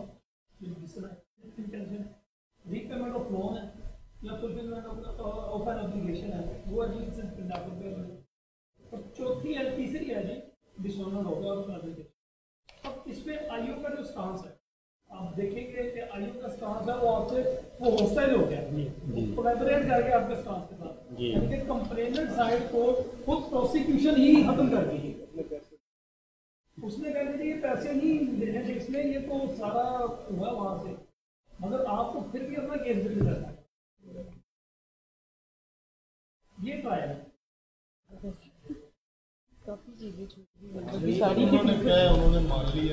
sir under the circumstances prosecution अपना केस साबित नहीं कर सकी और यहाँ पे बेनिफिट ऑफ डाउट भी हमें जाता है और जहाँ पे 2 वर्जन्स आ जाए बेनिफिट डाउट। सर इससे बड़ा साबित क्या करें कि इनका जो PW है एक कह रहा है सुबह 5 बजे, एक शाम को 5 बजे, एक जगह को और बता रहा है दूसरी को और बता रहा है, वो कह रहा है ये पैसे जो है मेरे पास गंदम और चनों के आए थे वो मैंने फरोख्त की थी, जो PW वो कह रहा है जी उसने बहन से फरोख्त की थी। इससे बड़ा बेनिफिट, इससे बढ़कर सर बेनिफिट ऑफ डाउट जो है वो इसमें हम और सर इसमें ये जो है ये तो ड्यूटी थी प्रोसिक्यूशन की कि वो अपना केस साबित करते, जो कि वो इसमें बुरी तरह नाकाम हुए हैं। और जहाँ पे सर वर्जन्स जो हैं वो अगर जो अक्यूज की फेवर में होगा उसी को कोर्ट जो है जी वो प्रीवियस जो मामला हमारे बेटे की शादी जो है वो इनकी बेटी जो बाकी उसने उनके साथ मैरिज हुई है उसकी वजह से कॉपीज उसके साथ जी कंप्लेन इस्तगासा भी किया हुआ है जी। This is the reason for involvement of private complain. अधूरे वाला इसमें कुछ अथॉरिटीज भी हैं, इसमें 2021 PCRLJ 586 इसमें सर जो है इस्तगासा खारिज फरमाते हुए अंडर सेक्शन 250 CRPC इन्हें जो है सर वो कॉस्ट भी फ्री एंड प्रीवियस हमारे खिलाफ कंप्लेन फाइल करने में जो है वो फाइन सर जो है वो 1 बजे खाना वो तो हम प्रोसिक्यूशन में जाएंगे इनके खिलाफ। और इसमें जो मेरे डिफेंस काउंसिल ने बताया कि जो जजमेंट पास किए उन्होंने बताया कि 2021 PCRLJ 586 बेनिफिट ऑफ डाउट के ऊपर सर उसमें तो बता रहे हैं कि बेनिफिट ऑफ डाउट आ रहा है नो डाउट, लेकिन सर एक क्रिमिनल एग्जीक्यूटिव के ऊपर भी एक मेरी जजमेंट है मैं सबमिट करता हूँ कि विदाउट मेरिट्स जो है वो केस अगर बन गए, ये जजमेंट आ गई है, without merit, there is no merit on the case of any kind of inquiry और investigation, so that such then according to 2022 CRLJ note 22 sir जो है सर उसमें ये बताया गया कि विदाउट मेरिट्स जो है वो रिटर्न जो है वो नहीं हो सकता। CRLJ को तो बंद हुए अरसा हो गया जिसका ये सर जिससे इन्होंने रेफर किया है उसमें 2022 में रेफर कर रहे हैं, CRLJ तो बंद हुए अरसा इसमें जो प्रिंसिपल ये सेटल नहीं हुआ, उसमें जो अपील थी वो नॉन प्रोसिक्यूशन में खारिज हुई थी, ये जो केस लाया है यहाँ पे फिट नहीं आता था। सर ये फाजिल मेंबर ने ये आर्गूमेंट्स में ये मान भी लिया कि डाउट क्रिएट हो गया है, क्योंकि उसमें हमारा जो केस है वो एस्टैब्लिश हो गया। अब जनाब जजमेंट या वेट करें ऑर्डर का, हम अच्छा बहुत अच्छा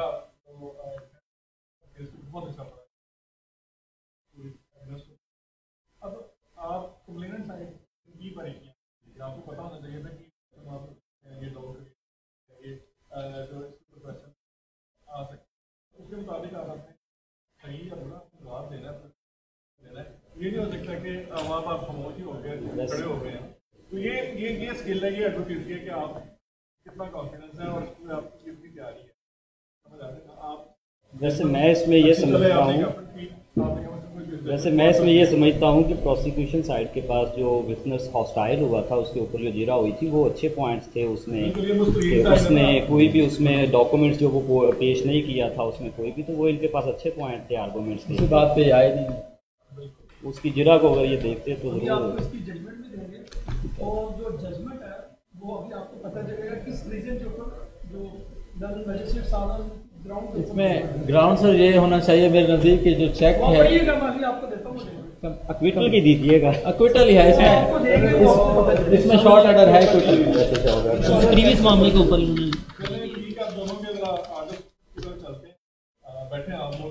thank you sir, thank you जी।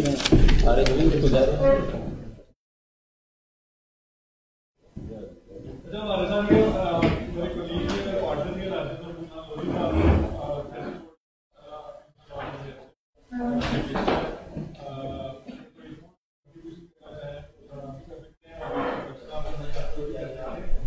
दोनों साइड्स ने दोनों प्रोपोजिशन के ऊपर बहुत अच्छा काम किया, थोड़ा सा रास्ता के कंप्लीट केस हमने दे दिया था और यहाँ पर कंप्लीट केस नहीं था, दोनों ने हाइपोथेटिकली जो है वो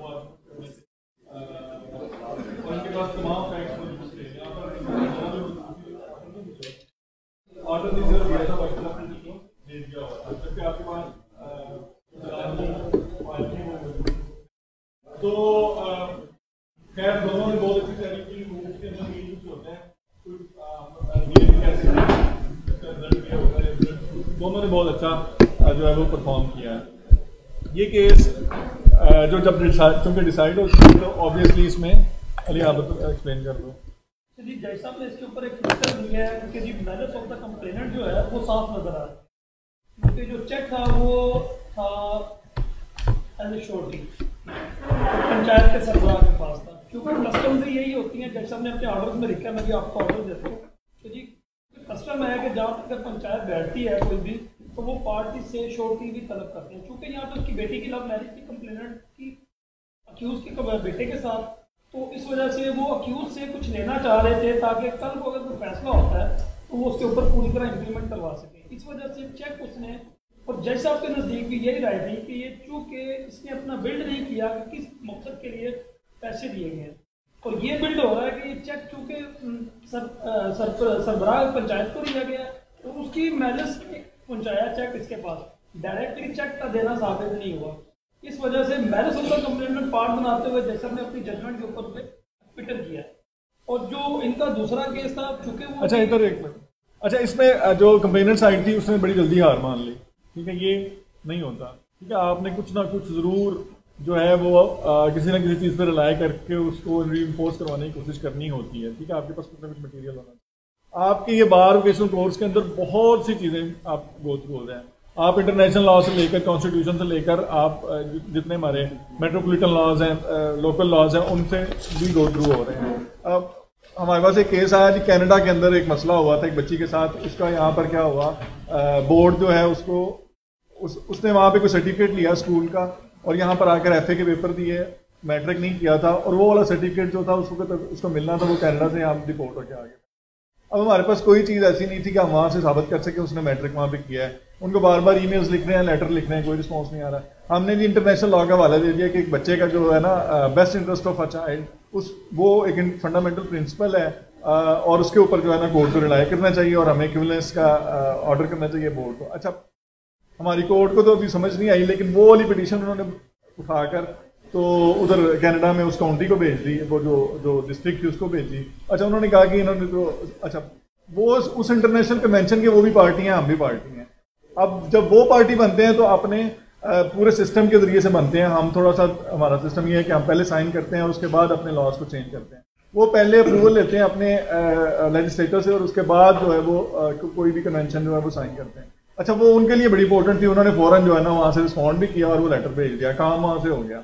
यहाँ से जज साहब ने कहा यार तुसी की कीता है, इंटरनेशनल लॉ मैं की करा, ठीक है। लेकिन क्या है कि कोई ना कोई तो रेमेडी आपके पास होनी चाहिए ज़हन के अंदर, आपने कुछ ना कुछ स्पोर्टिंग जो है वो निकाल के रखनी है। यही लॉयर का काम है, यही आपकी एडवोकेसी, ठीक है ना। इतनी जल्दी हार नहीं माननी, किसी न किसी चीज़ के ऊपर आपने ज़रूर खेलना है, ठीक है। आजकल खेलने वाला लफ्ज़ बड़ा हुआ है, तो कोई ना कोई ग्राउंड आपने बनाकर उसके ऊपर खेलना है, ठीक है। चलें अली, इस साइड पर क्या वो फैक्ट्स थे और क्या रिजल्ट हो रहा है? अच्छा, इस साइड के जो फैक्ट्स थे वो बड़े सिंपल थे कि वो लड़के ने फैक्ट्री छोड़ने के बाद जो चेक जारी हुए हैं और वो कैश हुए हैं और डिसऑनर हो गए हैं साहब।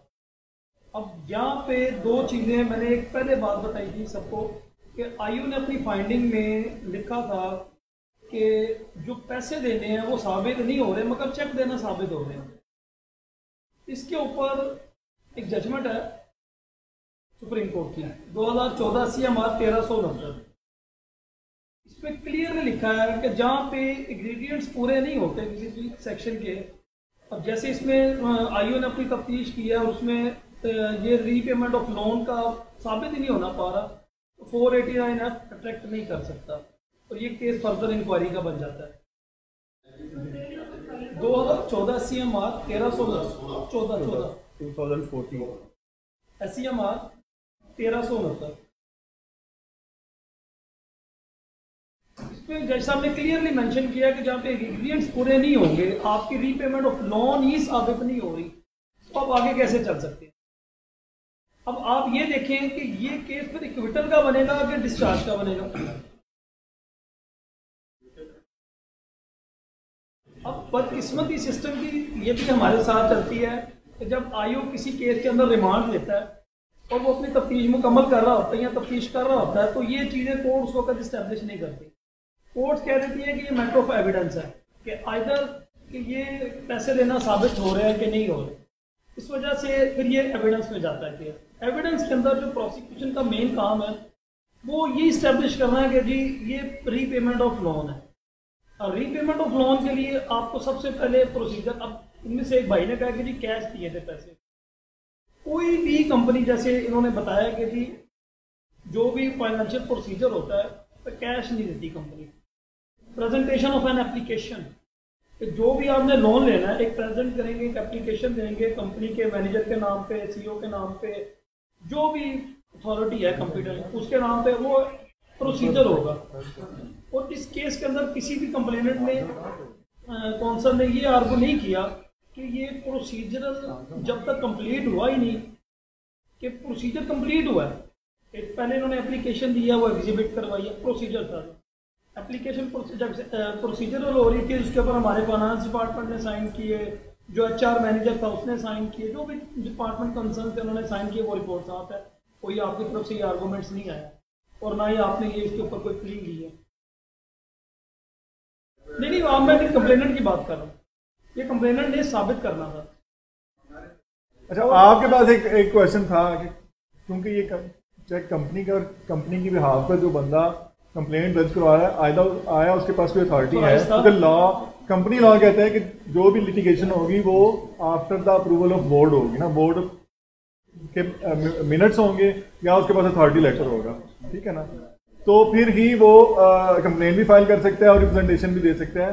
और कई दफ़ा ऐसा मामला होता है कि उसमें रिप्रेजेंटेशन नहीं होती, उसके पास ना अथॉरिटी होती है, तो केस वहीं पे फाइल हो सकता है। तो ये जो है आपने एविडेंस पे वो भी पेश करना था, उसका अथॉरिटी लेटर। अच्छा, अभी एक बात हुई थी रिसेंटली, ट्रायल का बड़ा बेसिक वो हिस्सा है कि अली साहब ने एक बात करी कि जी आप बताएंगे कि ये एक्विटल का केस था कि या डिस्चार्ज का केस।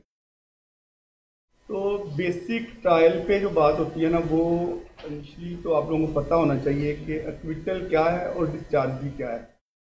किसी दोस्त को पता हो तो बताइए जी, एक्विटल और डिस्चार्जिंग में डिफरेंस जी बताएं।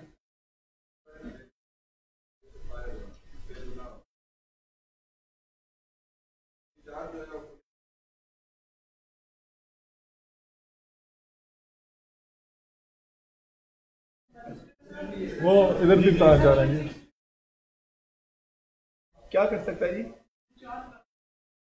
अच्छा जी, चलिए। हाँ जी, इधर भी। ओके, कौन कर सकता है जी? जस्ट एड कॉल कर सकता है।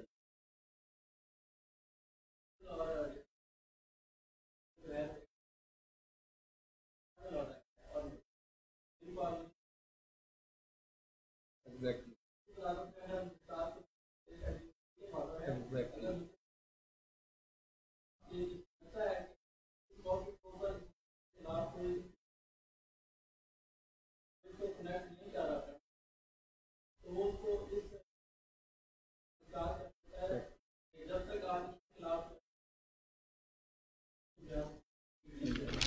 भाई का बहुत अच्छा इन्होंने ब्रीफ किया कि जी एक्विटल और डिस्चार्ज का यही एक बेसिक है कि डिस्चार्ज प्योरली एडमिनिस्ट्रेटिव ऑर्डर होता है और एक्विटल जो है वो जुडिशियल ऑर्डर होता है, और judicial order can not be reviewed by the criminal court. और इसका जो डिस्चार्ज की है वो obviously during the course of investigation में अगर कोई ऐसी चीज़ नहीं सामने आती कि जो कि लाइसन करती हो किसी अकरन से या सफा मिसल पे कोई ऐसा बदनीति या कोई ऐसी एविडेंस जो कि डायरेक्टली इनडायरेक्टली उसको इन्वॉल्व कर रही हो, तो पुलिस के पास इख्तियार है कि वो उसकी डिस्चार्जी मुरतब कर दे। लेकिन डिस्चार्जी की जो पेनल्टी है, जो फाइनल होना है, वो फाइनल मजिस्ट्रेट ने ही करना होता है। जब जुडिशियल मजिस्ट्रेट के पास जाता है तो मजिस्ट्रेट जो है ना उस पर एग्री करे या डिसएग्री करे, उसके पास ऑप्शन होता है कि एडमिनिस्ट्रेटिव ऑर्डर है, अगर तो वो एग्री कर देगा तो वो फाइनल हो जाएगा, तो बिल्कुल वैसे ही जैसे कि ट्विटर के बाद वो फाइनल हो जाएगा, उसका आगे सेकंड रेमेडी वो फिर जुडिशियल में कन्वर्ट हो जाएगा। तो अगर वो डिसएग्री कर जाए तो पुलिस बाउंड होती है कि वो रिपोर्ट अंडर 173 CRPC सबमिट करवाए और प्रॉपर जो है ना ट्रायल कमेंस हुए और वैसे ही फर्दर जुर्म आए दो और सारा उस प्रोसेस से गुजरे। तो बिल्कुल ये एक्विटल और डिस्चार्जी का जो बेसिक डिफरेंस है वो यही है जो भाई ने बताया और बड़ा अच्छा भी है, क्योंकि ट्रायल फिर स्टार्ट ही वहीं से होता है। जब 173 की रिपोर्ट जमा हो जाएगी तो उसके बाद ऑब्वियसली ट्रायल कमेंस होना होता है, उस पर फिर एविडेंस आनी होती है दोनों साइड से, और फिर फाइनल जजमेंट है उस पर क्या ऑर्डर होता है क्या नहीं ऑर्डर होता है।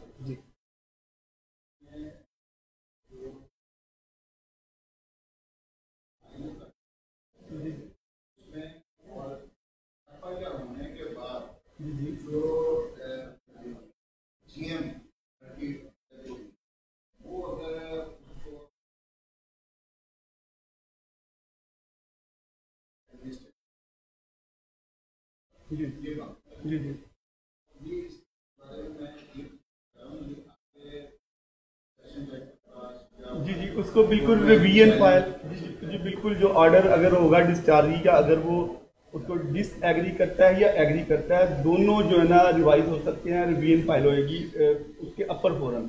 तो अगर तो मजिस्ट्रियल कोर्ट का है तो जाहिर सी बात है वो डिस्ट्रिक्ट एंड सेशन जज साहब की कोर्ट होगी, एडिशनल सेशन जज साहब की।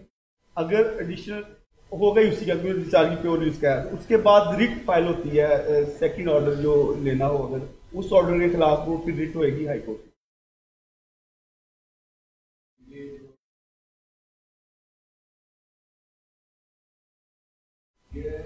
वो एडमिनिस्ट्रेटिव ऑर्डर नहीं होएगा, वो जुडिशियल ऑर्डर हो जाएगा। एडमिनिस्ट्रेटिव ऑर्डर तब तक है जब तक के SHO ने फाइनल करके DSP से साइन करवा के डिस्चार्जी रिपोर्ट कोर्ट में जमा करवा दी। जब उस पर कॉग्निजेंस लेके अपना वर्डिक्ट लिख देगा, एग्री करेगा या डिसएग्री करेगा, तो वो फिर जुडिशियल ऑर्डर होगा, उसकी रिवीजन लाई करेगी बिफोर दी कॉम्पिटेंट कोर्ट। जो कि अपर फोरम होएगा ASJ का या फिर डिस्ट्रिक्ट सेशन जज का जो कंसर्न होगा उस पर, तो उस ऑर्डर के खिलाफ जब भी जाएंगे तो फिर रिट में आएंगे आप मेरे। जी जी जी जी उसके बाद जी जी जी जी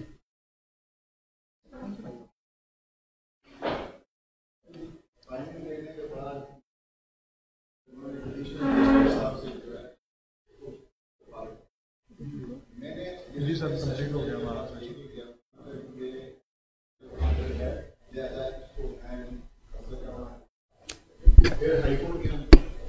हाईकोर्ट लेके गया तो उन्होंने कहा नहीं कि एडमिनिस्ट्रेटिव ऑर्डर है ऐसा नहीं। मैं उसके पास सर सुप्रीम कोर्ट लेके गया, सुप्रीम कोर्ट ने जाके उसको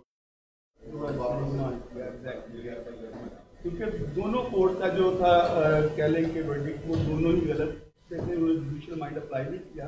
अगर किया होता तो आपको सुप्रीम कोर्ट तक जाने की नौबत ना आती। जाहिर सी बात है केस रिमांड हुआ होगा दोबारा से आप तक जो है ना वो उसका जो ऑर्डर था उसने रिवीजन में जाना था, फिर उसके बाद रिट में आना था। बिल्कुल आप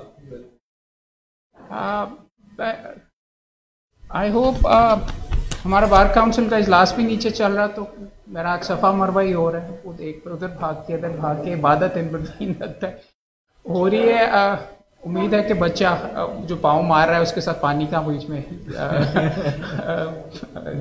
निकलेगा। और आप सारे के सारे कर रहे हैं, अपनी मेहनत वगैरह कर रहे हैं। हमारी खुशकिस्मती है कि आप भी यहाँ पे इतनी अटेंडेंस में, इतनी तादाद में यहाँ पे आ रहे हैं। मिकदाद भाई और हम तो मेहनत बीच में करते रहते हैं, मगर अल्टीमेटली करना आपने ही है। एड़ियाँ आपने ही करनी है, पानी का चश्मा आपके ही एड़ियाँ मारने से इंशाल्लाह फूटेगा और ये प्रोफेशन जो बेहतर डायरेक्शन के अंदर जाएगा वो इसी तरीके से चलेगा। देखो तहे दिल से, जैसे कि मैंने आपको पॉइंट आउट किया, ये मुझे बहुत अच्छा लगा। मैं यहाँ पे आया तो 8 वकील सामने सारे के सारे खड़े हुए थे और इब्तदा में आप देखेंगे मैडम आ जाइए, मैडम आई हुई। इब्तदा के अंदर मैडम कह रही थी कि मैंने तो पहले कभी किया ही नहीं। अगर आप हमारे इस आज सारे का सारा कभी मैंने खड़े होकर बात नहीं की। आज तीसरा दिन है, मैडम लगातार बीच में लगता है शौक भी हो गए। और देखें असल में इस प्रोग्राम की सक्सेस स्टोरी आप हैं। मैं आपको ऐसे वैसे बीच में मस्का वगैरह नहीं लगा रहा। सच्ची बात यह है कि आपने हमारे सामने नज़र आ रहा है, वो भाई ने कल वो पीछे बैठे हुए हैं नुक्ता निकाला, वो मर्डर का केस जो आपके सामने था। सर कल एक मर्डर का केस हम कर रहे थे, एक्चुअल मर्डर का केस सुप्रीम कोर्ट तक पहुंच गया हुआ। उसमें ट्रायल के दौरान वो नुक्ता नहीं किसी ने रेज किया, दोनों वकीलों ने। उसके बाद अपील में किसी ने नहीं किया। उस बंदे को डेथ सेंटेंस हुई और डेथ सेंटेंस होके उसको हाई कोर्ट में गई और हाई कोर्ट ने उसके अंदर शहराम साहब ने भी नहीं सोचा और बाकियों ने भी, ये उनके सामने नुक्ता नहीं आया कि जी रक्षा कहाँ पे रुका, कल जो बात सारी की सारी हो रही और भाई ने निकाल लिया। बात ये है, और आपको अपने अंदर ये कॉन्फिडेंस वगैरह ये होना चाहिए। वो चीज़ अब सुप्रीम कोर्ट के अंदर पेंडिंग है और इंशाल्लाह ये नुक्ता अगर उनके फेवर में हुआ तो ये शायद इस्तेमाल करेंगे वहां पे, राइट। आपके सामने भी सीनियर एडवोकेट सुप्रीम कोर्ट बीच में थोड़े से बौखला गए थे एक सेकंड के लिए। और यही तरीका है, बिकॉज इस प्रोफेशन की खूबसूरती ये है कि आप एतजाज़ एहसन को हरा सकते हैं अपनी मेहनत ज़्यादा करके और इस चीज़ के साथ, अपनी ट्रेनिंग के साथ। और हम आपको फैसिलिटेट करने के लिए यहाँ पे हैं। आपके अंदर नज़र आ रहा है कि ये मवाद, ये मेहनत करने की चीज़ आपके अंदर मौजूद है। आप खुद हैरान रह जाएंगे। मैडम का मैं आपको बार बार ये इसलिए पॉइंट आउट कर रहा हूँ कि मैडम ने अब कॉन्फिडेंस के साथ करती हैं, शौक के साथ आती हैं। इस प्रोफेशन का मज़ा भी ये, मैडम से जितना मैडम अगर झिझक रही थी तो मैडम से ज़्यादा मैं झिझका करता था। मेरे से ज़्यादा शर्मीला बच्चा कोई ज़िंदगी में नहीं था। मेरे से 2 लफ्ज़ नहीं बोले जाते थे और मैंने वकालत को चूज़ भी एज अ प्रोफेशन इसलिए किया कि मैं चाहता था कि मैं चैलेंज हूँ और मैं ये जो मेरी में कमी कोताही है वो मेरी बेहतर हो। ये प्रोफेशन आपको इतना ज़्यादा पे बैक करता है और उसका एक एग्जाम्पल आज आपकी पार्टिसिपेशन की वजह से था। क्योंकि आपको याद होगा कि पहली के अंदर सिर्फ 3 लड़कों ने आर्ग्यू किया और उठ के चले गए। कल जब वो केस को चश्मा चलना शुरू हुआ तो फिर बारी बारी सारे आने ही शुरू हो गए। वो बल्कि मेंबर जो हमारे मेंबर साहब थे कह रहे थे यार बस भी करो, मैंने भी बीच में करना है, लेकिन आप आ रहे थे।